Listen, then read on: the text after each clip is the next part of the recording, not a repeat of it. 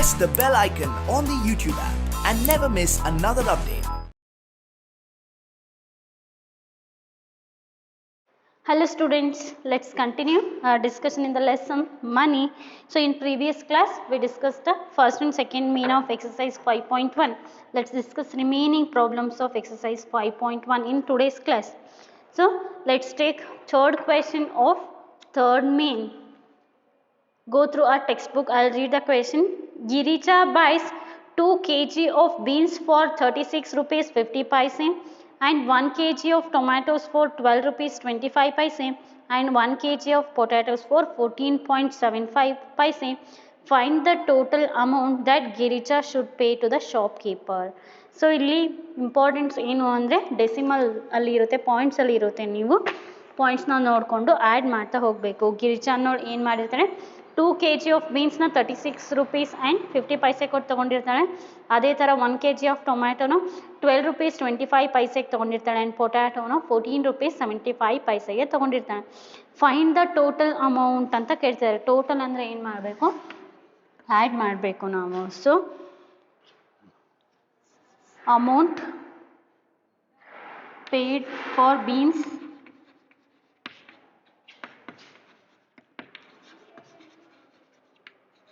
ಬೀನ್ಸ್ಗೆ amount ಎಷ್ಟು pay ಮಾಡಿರ್ತಾರೆ, 36 rupees 50 paise. And amount paid for tomato, amount paid for tomato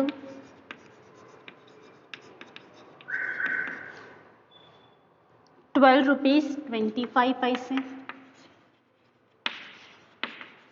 C ಇಲ್ಲಿ point ಕೆಳಗಡೆ point ಬರೋದು ತುಂಬ ಇಂಪಾರ್ಟೆಂಟ್. ಸಿ ಈ ಪಾಯಿಂಟ್ ಒಂದೇ ಪೊಸಿಷನಲ್ಲಿ ಬರೋ ಥರ ಬರ್ಕೋಬೇಕು. Next amount paid for potato,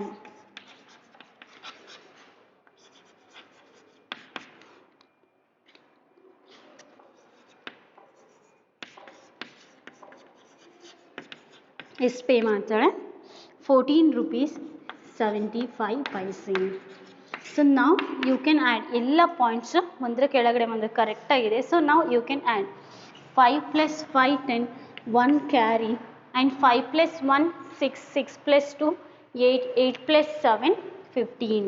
so 5 here, 1 carry, 6 + 1 7, 7 + 2 9, 9 + 4 13. So 3 here, 1 carry, 3 + 1 4, 4 + 1 5, 5 + 1 6. So total amount paid to the shopkeeper is 63.50 rupees. Therefore total amount paid to the shopkeeper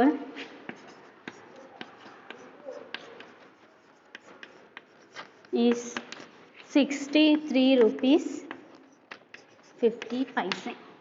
Is this clear? So let's take next question, that is problems involving a subtraction in money system. So in here subtract 3, first question, subtract 348.25 from 500. 500 ಇಂದ ನಾವು 348.25 ನ subtract ಮಾಡಬೇಕು. So let's take fourth main.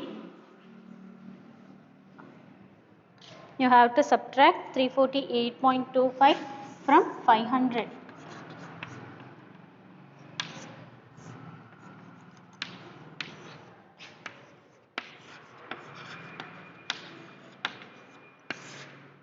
So subtract ಮಾಡ್ತೀರಿ.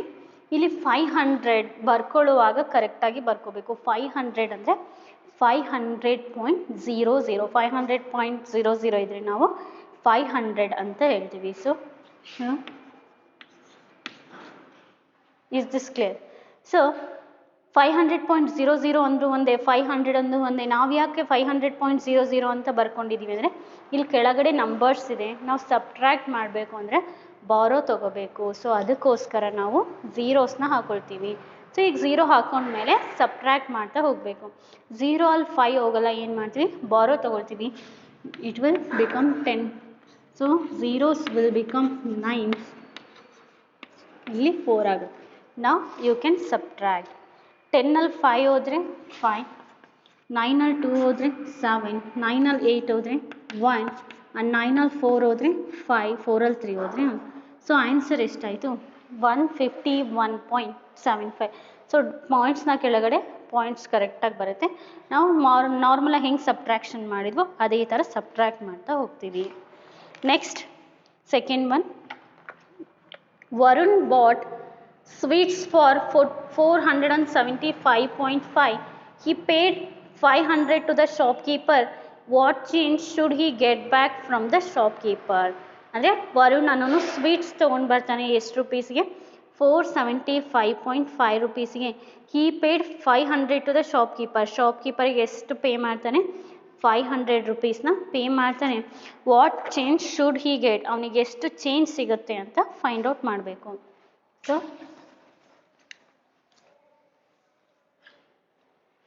Total amount paid, ಎಷ್ಟು amount pay ಮಾಡ್ತಾನೆ? 500.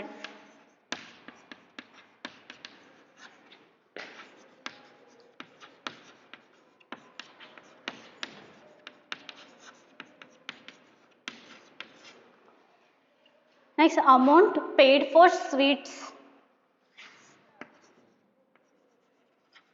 So cost of sweet ಅಂತ ತಗೊಳ್ಳೋಣ. Cost of sweet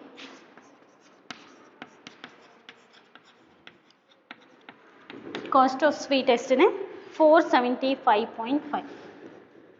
so ಬರ್ಕೋಬೇಕಾದ್ರೆ ನೋಡ್ರಿ 500 ಮೀನ್ಸ್ 500.0. ಸೊ ಇಲ್ಲೂ ಕೂಡ ಪಾಯಿಂಟ್ನ ಇಟ್ಕೊಳ್ತೀವಿ. ಪಾಯಿಂಟ್ನ ಇಟ್ಕೊಂಡು ಪಾಯಿಂಟ್ನ ಮೊದಲು ಇರೋ ನಂಬರ್ 475, ಅದಾದಮೇಲೆ ಬರೋ ನಂಬರ್ 5. ಸೊ ಯಾವಾಗಲೂ ಪಾಯಿಂಟ್ನ ಕೆಳಗಡೆ ಪಾಯಿಂಟ್ನ ಬರೋ ಥರ ಬರ್ಕೋಬೇಕು, ಇಲ್ಲ ಅಂದರೆ ಆನ್ಸರ್ ವಿಲ್ ಗೋ ರಾಂಗ್. 0 ಅಲ್ಲಿ 5 ಹೋಗಲ್ಲ, ಬಾರೋ ತೊಗೊಳ್ತೀವಿ, 10 ಆಗುತ್ತೆ. Here it will become 9, here it will become 9, here it is 4. 10 ಅಲ್ಲಿ 5 ಹೋದರೆ 5, 9 ಅಲ್ಲಿ 5 ಹೋದರೆ 4, 9 ಅಲ್ಲಿ 7 ಹೋದರೆ 2, 4 ಅಲ್ಲಿ 4 ಹೋದರೆ 0. It will become 24.5. ಏನು ಕೇಳ್ತಿದ್ದಾರೆ ಅಲ್ಲಿ? What change should he get back ಅಂತ ಹೇಳ್ತಾರೆ ತಾನೆ. So 24.5 rupees he'll get back from the shopkeeper. Therefore 24.5 rupees will get back from the shopkeeper.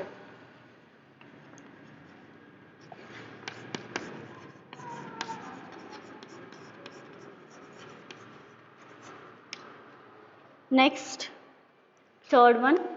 Razia had 345 rupees with her. She bought a dress for 245.75 rupees. What is the amount left with her? ಅಂದರೆ ಅವಳ ಹತ್ರ ಇರೋ amount ಎಷ್ಟು? 345. ಆದರೆ ಅವಳು ಡ್ರೆಸ್ನ purchase ಮಾಡೋದಕ್ಕೆ ಎಷ್ಟು amount use ಮಾಡಿಕೊಂಡ್ಲು? 245.75. ಅವ್ರೇನು ಕೇಳ್ತಾರೆ? What is the amount left with her? ಅವಳ ಹತ್ರ ಎಷ್ಟು ಅಮೌಂಟ್ ಇನ್ನೂ ರಿಮೇನ್ ಆಯಿತು, ಎಷ್ಟು ಉಳೀತು ಅಂತ ಕೇಳ್ತಾರೆ. ಸೊ ಏನು ಮಾಡ್ತೀರಿ? ಟೋಟಲ್ ಅಮೌಂಟ್ ಅವಳ ಹತ್ರ ಇದ್ದಿದ್ದ ಅಮೌಂಟಲ್ಲಿ ಅವಳು ಎಷ್ಟು ಡ್ರೆಸ್ನ ಪರ್ಚೇಸ್ ಮಾಡೋಕ್ಕೆ ಖರ್ಚು ಮಾಡಿದ್ಲಲ್ಲ ಆ ಅಮೌಂಟ್ನ ನಾವು ಸಬ್ಟ್ರ್ಯಾಕ್ಟ್ ಮಾಡಿದ್ರೆ ನಮಗೆ ರಿಮೈನಿಂಗ್ ಅಮೌಂಟ್ ಎಷ್ಟು ಅಂತ ಗೊತ್ತಾಗುತ್ತೆ. ಸೊ ಟೋಟಲ್ ಅಮೌಂಟ್ ಎಷ್ಟಿದೆ? 345. Total amount is equals to 345. She bought a dress for 245.75 ಅಂತ ಹೇಳ್ತಾರೆ. So cost of dress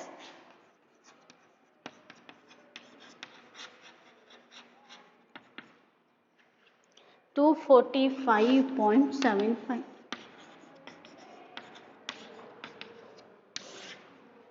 remaining ಅಮೌಂಟ್ನ ಫೈಂಡ್ ಔಟ್ ಮಾಡಬೇಕು. ಸಿ ಇಲ್ಲಿ 345 ಆದಮೇಲೆ ಏನೂ ಇಲ್ಲ ಅಂದರೆ ಝೀರೋಸ್ ಇರುತ್ತೆ.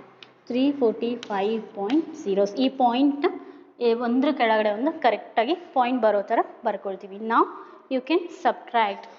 ಸೊ 0 ಅಲ್ಲಿ 5 ಹೋಗಲ್ಲ, ಏನು ಮಾಡ್ತೀವಿ? ಬಾರೋ ತೊಗೊಳ್ತೀವಿ. It will become 10 and here it will become 9. 10 ಅಲ್ಲಿ 5 ಹೋದರೆ 5, 9 ಅಲ್ಲಿ 7 ಹೋದರೆ 2, 4 ಅಲ್ಲಿ 5 ಹೋಗಲ್ಲ, ಏನು ಮಾಡ್ತೀವಿ? ಬಾರೋ ತೊಗೊಳ್ತೀವಿ. 14 ಆಗುತ್ತೆ.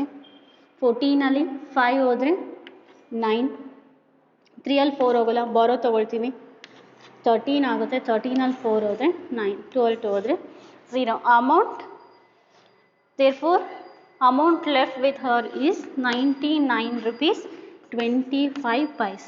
Therefore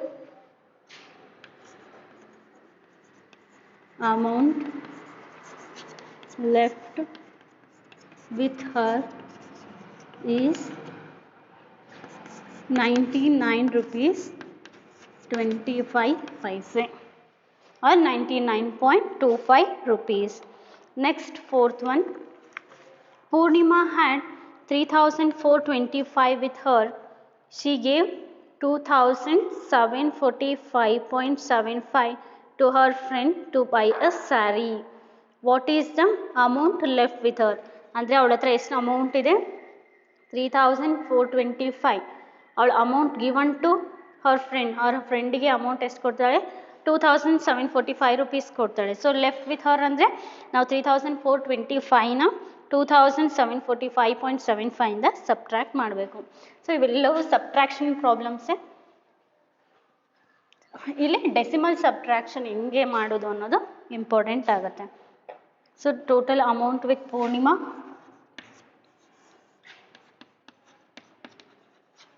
total amount with Purnima ಎಷ್ಟು ಅಮೌಂಟ್ ಇದೆ? 3,425.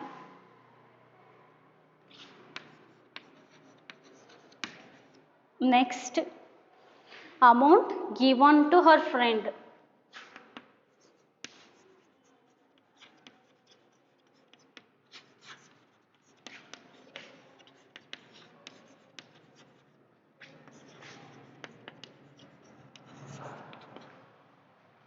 $2,745 5.75.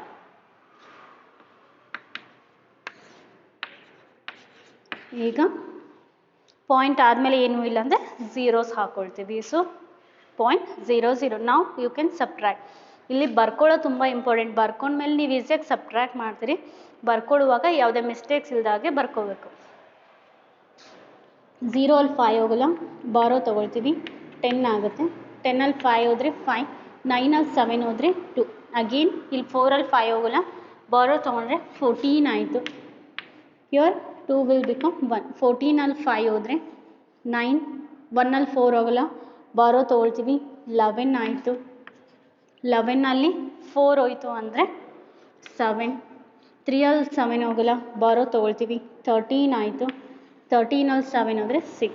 So amount left with her is 679.25 rupees. Therefore amount left with her or amount left with Purnima is 679.25 rupees. Next, fifth one. Joseph had 2,500 in his account in a bank. He withdrew 1,800.75 for his expenses. What is the amount left in his bank account? ಅವನ bank ಅಕೌಂಟಲ್ಲಿ ಎಷ್ಟು amount ಇತ್ತು? 2,500. he withdraw 1,800.75. ಅವನೆಷ್ಟು withdraw ಮಾಡ್ತಾನೆ ಬ್ಯಾಂಕಿಂದ? 1,800.75 rupees ಅಷ್ಟು withdraw ಮಾಡ್ತಾನೆ. What is the amount left in his bank account? ಅವನ ಅಕೌಂಟಲ್ಲಿ ಎಷ್ಟು ಲೆಫ್ಟ್ ಅಂತ ಹೆಂಗೆ ಫೈಂಡ್ ಔಟ್ ಮಾಡ್ತೀರಂದರೆ 2,500ಅಲ್ಲಿ 1,800.75 rupeesನ ಸಬ್ಟ್ರ್ಯಾಕ್ಟ್ ಮಾಡಬೇಕು. So what is the given data? Amount in his bank account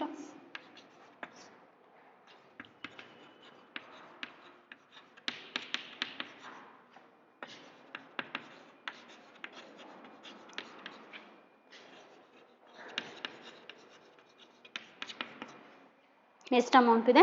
2,500. Next, amount withdraw. therefore amount withdrawn, ಎಷ್ಟು amount withdraw ಮಾಡ್ಕೊತಾನೆ ಅವನು 1800. So 2500.00 ಇರುತ್ತೆ, ಇಲ್ಲಿ 1800 ಪಾಯಿಂಟ್ ಆದಮೇಲೆ ಇರೋ ನಂಬರ್ 75, 1800.75. ನಾವು ಯು ಕ್ಯಾನ್ ಸಬ್ಟ್ರಾಕ್ಟ್. ಸೊ 0 ಅಲ್ಲಿ 5 ಹೋಗಲ್ಲ, ಏನು ಮಾಡ್ತೀವಿ, ಬಾರೋ ತೊಗೊಳ್ತೀವಿ, 10 ಆಗುತ್ತೆ. And here it will become 9, here also 9, and here it will become 4. 10 ಅಲ್ಲಿ 5 ಹೋದರೆ 5, 9 ಅಲ್ಲಿ 7 ಹೋದರೆ 2, 9 ಅಲ್ಲಿ 0 ಹೋದರೆ 9, 9 ಅಲ್ಲಿ 0 ಹೋದರೆ 9, 4 ಅಲ್ಲಿ 8 ಹೋಗಲ್ಲ, ಅಗೇನ್ ಯು ವಿಲ್ ಟೇಕ್ ಬಾರೋ, 14 ಅಲ್ಲಿ 8 ಹೋದರೆ 6 ಆಗುತ್ತೆ. So amount left in his bank account is 699 rupees 25 paise. Therefore amount left in his bank account is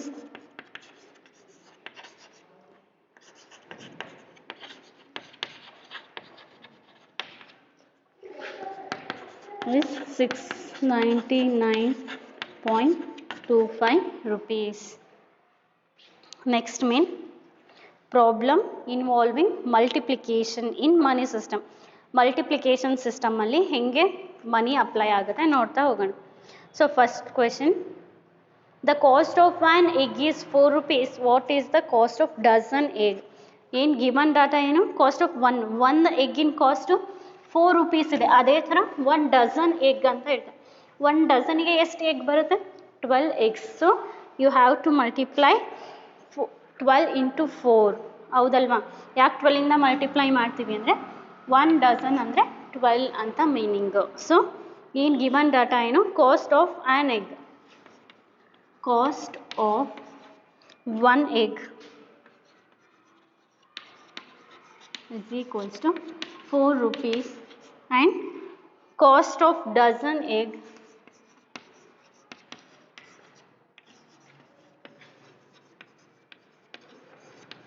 dozen egg ಅಂದರೆ 12 into 4, 12 4s 48. 1 ಡಜನ್ ಎಗ್ಗಿಂದು ರೇಟ್ ಎಷ್ಟಾಯಿತು, 48 rupees. 1 ಡಜನಿಗೆ ಕೊಟ್ಟಿರ್ತಾರೆ, ನಾವು 12ಗೆ ಬೇಕಂದರೆ ಇಂಟು 12 ಮಾಡಿಕೊಂಡ್ರೆ ಆಯಿತು. Next second one, Swati buys 8 meters of cloth at 75 per meter. What is the amount to be paid to the shopkeeper? ಅಂದರೆ ಸ್ವಾತಿ ಅನ್ನೋಳು ಏನು ಮಾಡ್ತಾಳೆ, 8 meters ಆಫ್ ಕ್ಲಾತ್ನ ಪರ್ಚೇಸ್ ಮಾಡ್ತಾಳೆ. ಹೆಂಗೆ ಅಂದರೆ 75 per meter, ಅಂದರೆ 1 ಮೀಟರಿಗೆ ಎಷ್ಟು ರುಪೀಸ್ ಆಗುತ್ತೆ, 75 rupees ಆಗುತ್ತೆ. ಅವ್ರು ಏನು ಕೇಳ್ತಿದ್ದಾರೆ, ಟೋಟಲ್ ಅಮೌಂಟ್ ಪೇಯ್ಡ್ ಕೇಳ್ತಿದ್ದಾರೆ. ಸೊ 1 ಮೀಟರಿಗೆ ಕೊಟ್ಟಿದ್ದಾರೆ, ನಾವು 8 ಮೀಟರಿಗೆ ಫೈಂಡ್ ಔಟ್ ಮಾಡಬೇಕು. ಏನು ಮಾಡ್ತೀರಾ, 75ಗೆ 8ಇಂದ ಮಲ್ಟಿಪ್ಲೈ ಮಾಡಿದ್ರೆ ನಮಗೆ ಟೋಟಲ್ ಅಮೌಂಟ್ ಎಷ್ಟು ಅಂತ ಗೊತ್ತಾಗುತ್ತೆ. So cost of 1 meter cloth, cost of 1 meter cloth ಎಷ್ಟು, cost of 1 meter cloth, that is 75 rupees. What we have to find, cost of 8 meter cloth.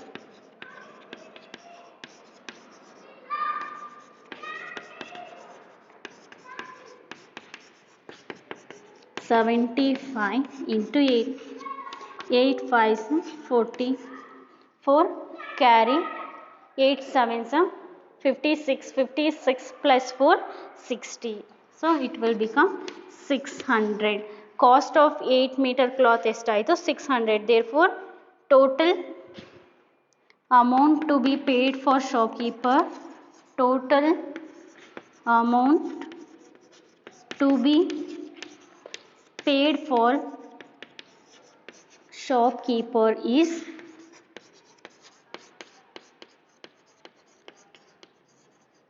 600 rupees. 600 rupeesನ ಶಾಪ್ಕೀಪರ್ಗೆ pay ಮಾಡಬೇಕಾಗತ್ತೆ. And third one, the cost of an umbrella is 225 rupees. What is the cost of 15 umbrella? ಅಂದರೆ cost of an umbrella ಅಂದರೆ ಒಂದು ಅಂಬ್ರೆಲಾದ cost ಎಷ್ಟು ಕೊಟ್ಟಿದ್ದಾರೆ, 225 rupees. ನಾವು find out ಮಾಡಬೇಕಾಗಿರೋದು 15 ಅಂಬ್ರೆಲಾಸ್ತು. ಏನು ಮಾಡ್ತೀರಿ, 225ಗೆ ಇಂಟು 15 ಮಾಡಿದ್ರೆ ನಮಗೆ 15 ಅಂಬ್ರೆಲಾದು ಕಾಸ್ಟ್ ಏನು ಅಂತ ಗೊತ್ತಾಗುತ್ತೆ. So What is the given data? Cost of one umbrella. Third one, cost of one umbrella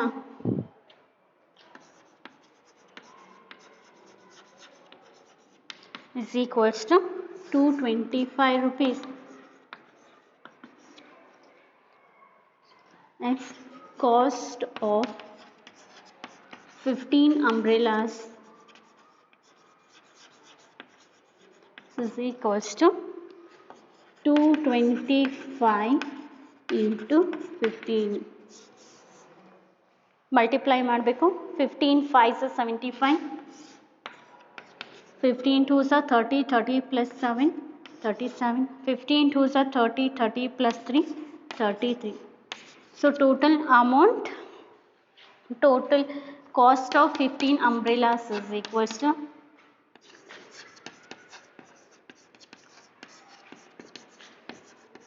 ಎಷ್ಟಾಯಿತು 3,375 rupees. Next, fourth one, a labor earns 525 a day, how much will he earn in a week ಅಂತ ಕೇಳ್ತಾರೆ. ಅಂದರೆ labour one ಡೇಗೆ ಎಷ್ಟು earn ಮಾಡ್ತಾನೆ, 525 rupees. How much will he earn in week, ಒಂದು ವೀಕಿಗೆ ಎಷ್ಟು ಅಮೌಂಟ್ನ ಅರ್ನ್ ಮಾಡ್ತಾನೆ.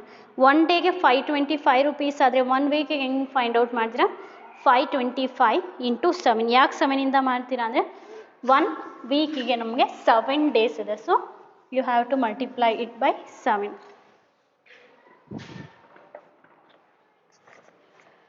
Fourth one, earning of labor, earning of labor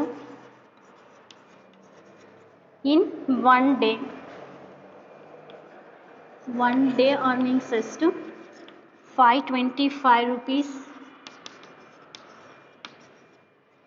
Next, earning of 1 week. 1 week the earning 525 into 7. 7 5s 35, 7 2s 14, 14 plus 3 17. 7 5s 35, 35 plus 1 36.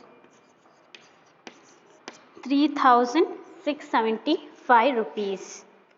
Next, fifth one, cost of a table, cost of, so fifth one ನೋಡೋಣ. Cost of a table is 4,320 rupees. What is the cost of 16 tables? ಅಂದರೆ cost of A table, ಒಂದು ಟೇಬಲಿನ cost ಎಷ್ಟು ಕೊಟ್ಟಿದ್ದಾರೆ, 4,320 rupees. What is the cost of 16 tables? ಆ ಥರ ಇರೋ 16 ಟೇಬಲ್ದು cost ಎಷ್ಟು ಅಂತ ಹೇಳ್ತಿದ್ದಾರೆ. ಸೊ ಏನು ಮಾಡ್ತೀರಿ, first cost of A table is the given data. 16 ಟೇಬಲ್ನ ಕಾಸ್ಟ್ ಎಷ್ಟು ಅಂತ ಹೇಳ್ತಾರೆ. ಸೊ 16ಇಂದ ಮಲ್ಟಿಪ್ಲೈ ಮಾಡಿದ್ರೆ ನಮಗೆ ಕಾಸ್ಟ್ ಆಫ್ 16 ಟೇಬಲ್ ಎಷ್ಟು ಅಂತ ಗೊತ್ತಾಗುತ್ತೆ. So let's right the given data. Cost of a table 4,320. Next, cost of 16 table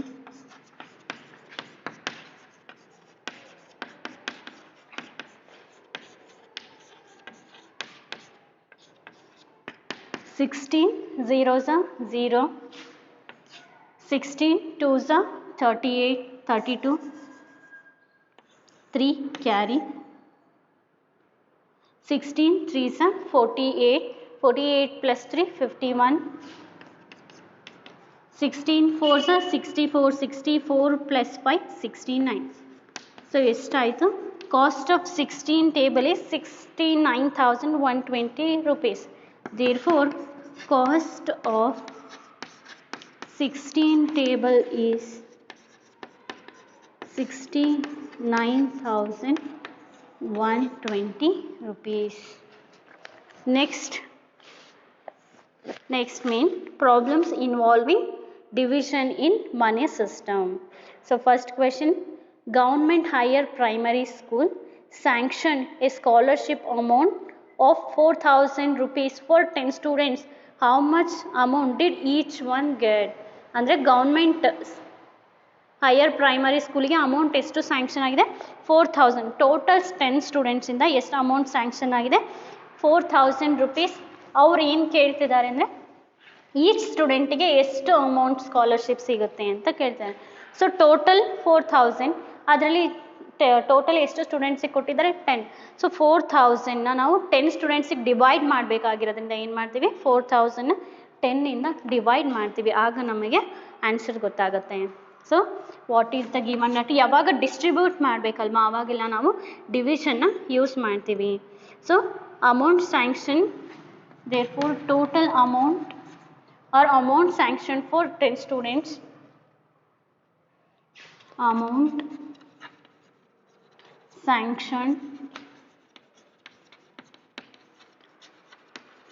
for 10 students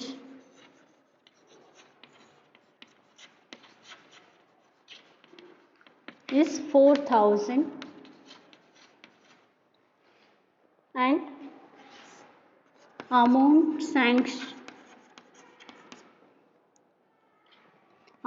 did each one get is equals to 4,000 divided by 10. So 4,000ನ 10ಇಂದ divide ಮಾಡ್ತೀವಿ. So division ಎಲ್ರಿಗೂ ಗೊತ್ತಿದೆ ಅಲ್ವಾ? 10 4s 40, 0 ಅಲ್ಲಿ 0 ಹೋದರೆ 0, 4ಅಲ್ಲಿ 4 ಹೋದರೆ 0. ನೆಕ್ಸ್ಟು 2 0ನ ಡೌನ್ ಮಾಡ್ಕೊಳ್ತೀವಿ, 10 zeros 0. So amount each one get, so each ಸ್ಟೂಡೆಂಟಿಗೆ ಎಷ್ಟು ಅಮೌಂಟ್ ಸಿಕ್ತು? 400 rupees. ಯಾವಾಗೆಲ್ಲ ಡಿಸ್ಟ್ರಿಬ್ಯೂಷನ್ ಇರುತ್ತೋ ಆಗ ನಾವು ಡಿವಿಷನ್ ಮೆಥಡ್ನ ಯೂಸ್ ಮಾಡ್ತೀವಿ. ಸೊ ಪ್ರತಿಯೊಬ್ಬ ಸ್ಟೂಡೆಂಟ್ಸಿಗೂ ಎಷ್ಟು ಅಮೌಂಟ್ ಸಿಕ್ತು? 400 rupees. Let's take next question. Mohan paid 1,422 for 9 shirts. What is the cost of each shirt? ಅಂದರೆ ಮೋಹನ್ 1,422 for 9 shirtsಗೆ 1,422 rupeesನ ಪೇ ಮಾಡ್ತಾನೆ. And cost of each shirt, ಪ್ರತಿಯೊಂದು ಶರ್ಟಿಗೂ ಕಾಸ್ಟ್ ಎಷ್ಟು ಅಂತ ಫೈಂಡ್ ಔಟ್ ಮಾಡಬೇಕು.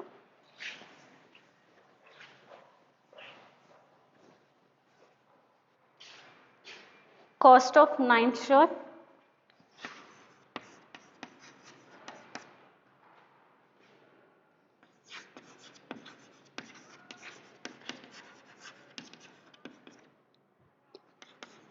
$1,422 rupees. and cost of each shirt, ಪ್ರತಿಯೊಂದು ಶರ್ಟಿಂದು ಎಷ್ಟು cost ಅಂತ find out ಮಾಡಬೇಕಂದ್ರೆ 1,422 ಇಂದ 9ಅನ್ನು ಡಿವೈಡ್ ಮಾಡ್ತೀವಿ. So cost of each shirt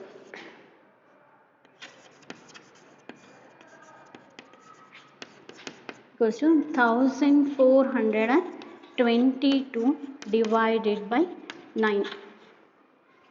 So 1,422 divided by 9. 9 ones 9. 4 ಅಲ್ಲಿ 9 ಹೋಗಲ್ಲ, 14 ಅಲ್ಲಿ 9 ಹೋದರೆ 5.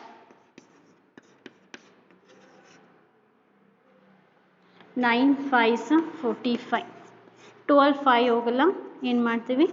ಬಾರೋ ತೊಗೊಳ್ತೀವಿ, 12 ಆಗುತ್ತೆ. 12 ಅಲ್ಲಿ 5 ಹೋದರೆ 7. ನೆಕ್ಸ್ಟು 0 ಡೌನ್ ಮಾಡ್ಕೊಳ್ತೀವಿ, 9 8s 72. It will become, cost of each shirt will become 158 rupees. So ಒಂದು ಶರ್ಟಿನ ಕಾಸ್ಟ್ ಎಷ್ಟು? 158 rupees. Is this clear? So this is the solution of first and second question. Let's discuss remaining problems in the next class. Thank you, students.